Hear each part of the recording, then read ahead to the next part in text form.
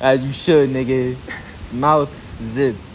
Zippers. Musical background, like, are there any specific artists or genres that you have that have influenced, your music? I love that you said that. So artists who influenced me, there's quite a lot. Because I take inspiration from even the artists who ain't even got no motion, like, or hasn't even achieved. Because you'd be surprised where you can get something from.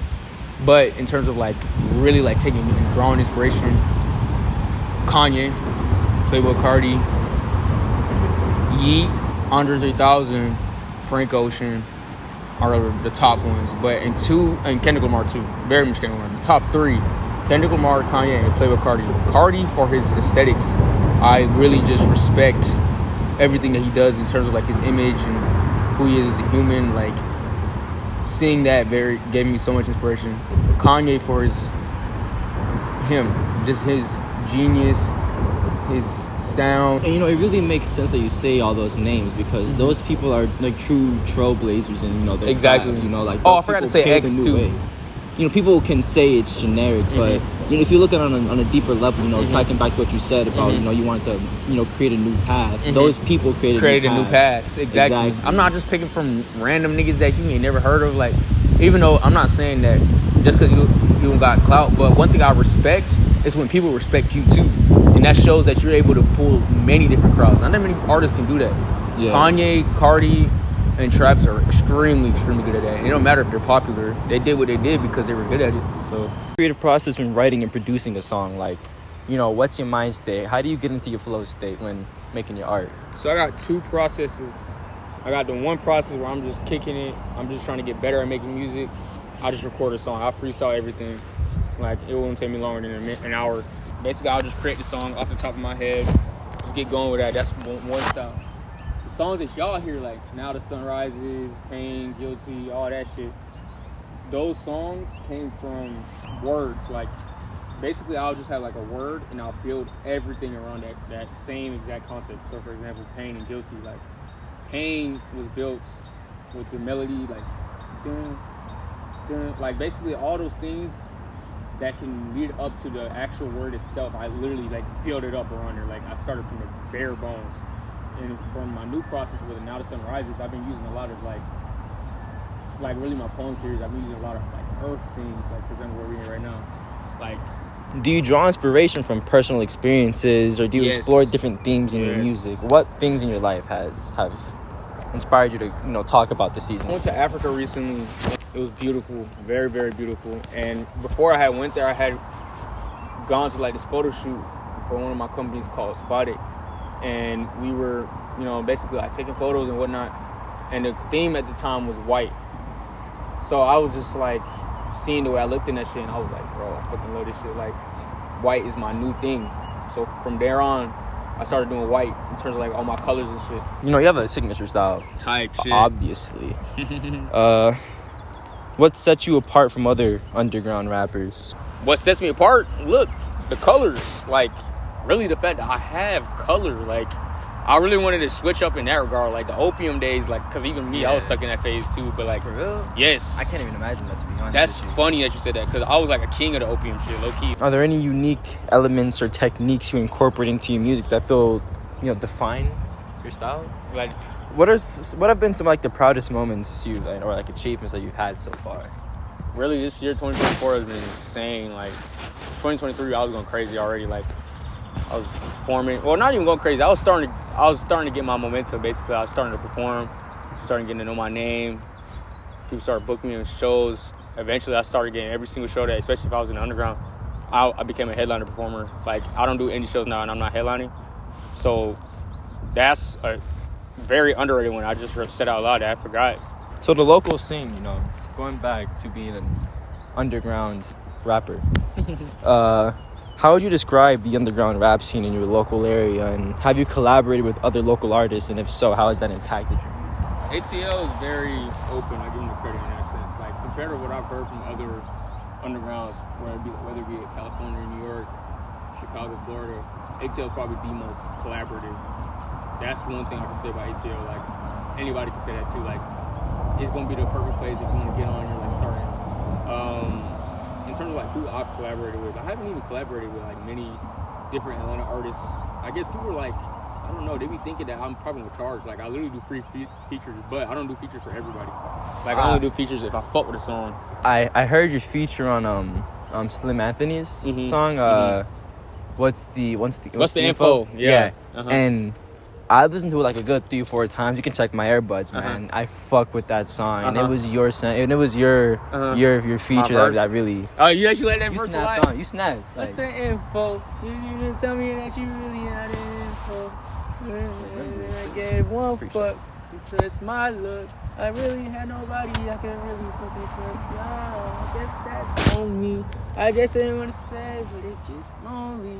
I get so fucking high, but I'm feeling to my knees. I'm just so high, but I guess I gotta get right. Message and themes. Are there any specific messages or themes that you aim to convey through your music? And I know you're gonna give us a good fucking answer with this because, just like you dropped the music on the eclipse, and, I started doing research on the spiritual implications of that, and even through your lyrics in that song, like I want to see if my suspicions of you being a true spiritualist is essentially, like, in terms of like I kind of like what I said with the poems per se. So, for example, the first poem I released, A New Beginning, I already knew the solar eclipse was happening. Like, it was something that I was planned from the beginning of the year. And A New Beginning, essentially, I wanted to start it off as literally a new beginning for the underground, because the underground before that was dark, it was raw, it was horrible, like a lot of bullshit going on, especially in Atlanta per se. But I'm not even joking, indirectly, as I've released that, as a lot of different things have been happening, 1018, Jack London, Brain World, fucking NDA, all types of events. Like, I'm not even joking, it's been a new beginning in terms of like what's going on. I'm not trying to be like all cocky and shit, but I feel like I'm kind of like leading that path in the sense where I'm trying to people to find the light again. And when it comes to like what you're saying, now the sun rises, it's a new sun, it's a new light. Every single time when an eclipse happens, literally I was doing research on that shit, something about the planets, gravitational, the solar, like it's a lot of different indirect little niche things that are changed. So when I be saying, oh shit, like it's a new light, I keep reiterating that concept because it is literally like we came from a dark, hopefully era of humanity. We're trying to be able to steer humanity back into the light, and this kind of goes into my plans for 2030, where I want to be able to start a renaissance within Atlanta, Georgia. But that's like different types of plans. But this is 2025, setting that standard of art essentially. How important is it for you to use your platform to address societal issues or social issues or convey a particular message? I love it said that because I feel like music is the strongest form of expression you can give. That's some shit that people can say and you can't take away from them. You know what I'm saying? Paintings you can take away. Clothes you can take away. You can ban it if you wanted to. I mean, but art, that like paintings, that's that's up for interpretation. But music, that's like you're saying what you want to be, felt. And it's like some shit that can last forever if it's felt the right way. And that's really what I want to do.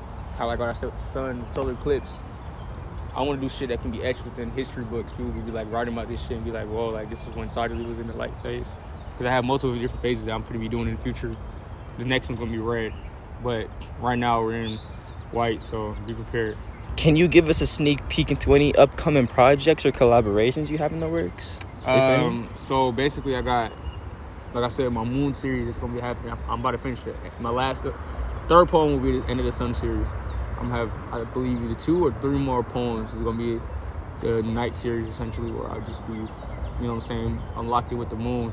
So it's like a solar rotation, essentially, of all the planets, all the moons, all these different things. I'm working on a movie with my friend Stoney. I'm about to be casting in it. It's going to be called The Underground. It's going to be called Underground. And we're planning on releasing it next year, January. So that's another thing. All day yesterday. Only got Charles Manson once, but more so Jesus. So, performance and connection with fans. At your first show that we went to for your birthday, you was very humble in speaking to us. And again, this nigga's gonna give us a good answer. And so please, how do you approach live performances, and what do you hope audiences take away from your shows? And how do you engage with your fan base, both online and offline? I'm sorry with the live performances. In terms of like, I guess you could say performances. I kind of like see myself in the sense of like Michael Jackson performing a song. I want to be like performing a spectacle. Like when you come to my shows in the future, like when I'm doing them like for Sajalie by himself, like it's not just a show. You're experiencing something. Like this phase right here is just a light phase. Like this is gonna be Humble beginnings. Types of humble beginnings. But I want to get to the point where I'm getting stage design. Like I said with the red one, like I want to do all red rooms. Like the whole room is red as fuck. It is dark as shit, but it's only red lights. So when the songs come on, it's gonna be intimate as fuck. You just hear that shit. You just all just having a good time, jumping up and down. But it's like, you know what I'm saying? That's the direction I want to go for in terms of like what a Sajalie show is, and that's what I'm doing right now. Like I've been doing enough shows now where I'm comfortable enough on any stage. Like I'll go and roll out it. I say fuck it. Like I'm on that bitch because you know what I'm saying. I've worked for that shit. And so. you were performing at your show. Like you were. You feel me? You gave us a show. Right. I wasn't like, you know, a lot of niggas, they just be like, yeah, I'd be lip syncing and shit. Yeah, you did. Yeah, like, you was really, speaking out a little bit. You know what I'm saying? Going crazy. And that's what you have to be like. You came to give people a performance. You gave people an experience. And when I want you to come to my shows, I want you to be like, whoa, that shit was insane. Like, we want to go to more of your shows. Trust me on that one. You will be. Hey, I'm not performing at this one. We're having another show. 420 at a warehouse. It's been crazy. Y'all 420? Yeah, at a warehouse. Yeah, 420. We're not going home till like. Oh yeah. Okay, bet. Yeah, so definitely home. Slide that day. It's gonna be a warehouse party. It's gonna be crazy. Yeah, warehouse parties. That's where they at. Type shit.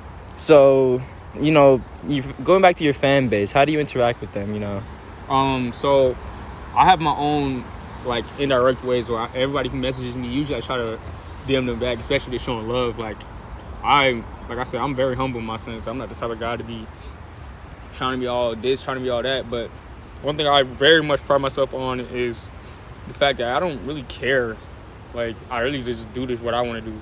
And the fact that my name is, like, my nickname, the Mortal Man, like, it's such a weird-ass name. Like, what the fuck? Who would pick some shit like that? And that's what I do. Like, I want to be the type of guy where I inspire people to just create their own stories, live their own royalties, be their own kings, their queens. You feel me? Just live, but live in imagination. And this is like the kid version of me just coming out. So seeing people like show me love, I always show them love. And if you really want to connect with me on a deeper personal level, my personal page, The Mortal Man, is where you do that shit. Like, I don't follow anybody on there, so it's like I'm not distracted by anything else. So if you message me, I'm seeing your shit. I'm probably gonna talk to you. We gonna laugh it up. Just, you know what I'm saying? I'm humble as fuck, so you ain't gonna never get no message from me. I always show love to my fans. Yeah, and you responded a lot quicker than everybody else. On God, on top of that. I was trying to interview Tony Schnell. Mm-hmm. Of course not. You thought he was gonna respond. You gotta hate his manager. After a certain point, though, even me, like, not even on the Hollywood shit, but I'm gonna have like 1,000 DMs a day. Like, yeah, kind of hard to see every single one. So you gotta get the person who's contact with him. That's the way to do that shit. So this is gonna be the last series of questions. These are going to your long-term goals. Where do you 30-year, your 10-year plan, or how many years is it now? 5 years. Uh-huh. Yeah, 5-year plan. What is that? How's that gonna look in terms of your music career? So your art portfolio. I just know for a fact by 2030 I'll be up. Like, it ain't no question. This interview gonna be one of the ones that's in the archives for y'all for sure, for other people. But I want to make an impact on the art world. Like I said with that Renaissance, meet people like Leonardo da Vinci, Michelangelo, Pablo Picasso, Kanye West, Jean-Michel. I want to be etched in the name of history. The name Sajalie, like, is one of those names you'd be like, oh, that's synonymous with art. And I'm trying to be able to establish, like I said, a new era, because nowadays, especially in multi-mass media, whether it be movies, music, or fashion, is stale, very, very stale. It's all in the sense of just boring. Like, things don't excite people anymore. There's no spectacles. There's no feelings. Like, it's all just to drown out the feelings, to catch a new trend. I want to do some shit that make, like I said, last forever. Something your kids will fuck with, my kids will fuck with, his kids will fuck with, and their kids after that too. Something that you will never ever forget. So in terms of like where I'll be, inshallah, on the top of the world, and still humble as fuck, still messaging people back, still trying to change. You feel me? So In terms of direction, that's how I know I'll be at. That kind of ties into, you know, your long-term goals and aspirations as an artist. And so I guess that's We are wrapped.